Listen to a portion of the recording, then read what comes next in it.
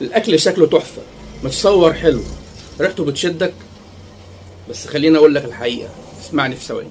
تسمم غذائي بسيط ممكن يخليك مش قادر تقف على رجلك، والكارثه انك بتاكله بايدك وبارادتك وبتدفع فيه فلوس كتيره جدا بس عشان شكله، وانت فاكر انك بتدلع نفسك.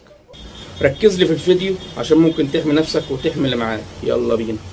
يعني ايه تسمم غذائي؟ دي ضربه في الجسم من الاكل، وبيحصل اعراض هقول لك عليها، واللي غالبا بيحصل بسبب حاجات بتفكرها عاديه جدا. هقول لك على بعض انواع التسمم الغذائي، واولهم البكتيريا زي السالمونيلا والايكولاي، وده اشهرهم واكثرهم انتشارا. بتحصل من فراخ او لحوم مش مستويه كويس، او بيض ني او ناقص سوا، او اكل متساب بره التلاجة بالساعات. بتعمل اعراض خطره جدا: مغص، اسهال، دوخه، قيء متكرر، تعب، سخونيه. وفي التسمم الكيميائي المستخبي في مواد حافظه زياده عن اللزوم، نكهات صناعيه غير مرخصه وده ما اكثره، بقايا مبيدات على الخضار او الفاكهه بسبب عدم غسلها، وده النوع اللي ناس كتيره مش بتربطه بالاكل اصلا.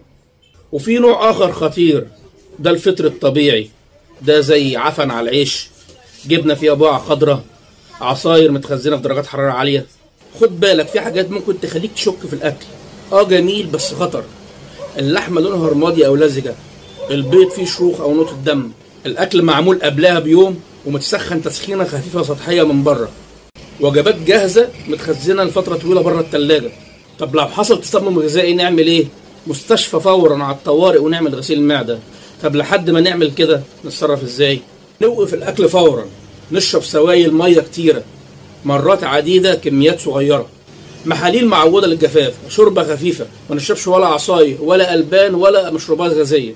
ما تاخدش اي ادويه مضاده للاسهال من نفسك، لانها ممكن تحبس السموم جوه جسمك وتخلي الحاله اسوأ. ممكن نكتفي بالمطهرات المعويه.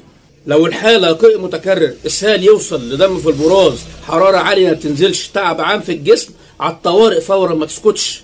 ممكن اقول لك على شويه نصايح تحميك وتحافظ على معدتك. شم الاكل كويس، اتاكد ان الاكل متخزن في الثلاجه تحت درجه حراره 5 مئويه. اتاكد ان الاكل سخن من جوه، مش بس شكله من بره بس. ما تاكلش اي وجبه من مصدر مش واثق فيه، ما تتهورش. الاكل مش بس طعم، الاكل ممكن يكون قاتل بس انت مش حاسس. بطنك مش معموله عشان تستقبل اي حاجه شكلها حلو وخلاص.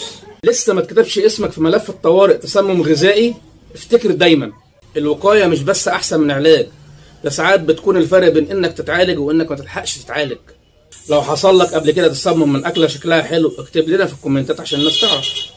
شير الفيديو ده لاي حد بيحب الاكل، ممكن تنقذه من مصير ما فيهوش رجوع. شكرا.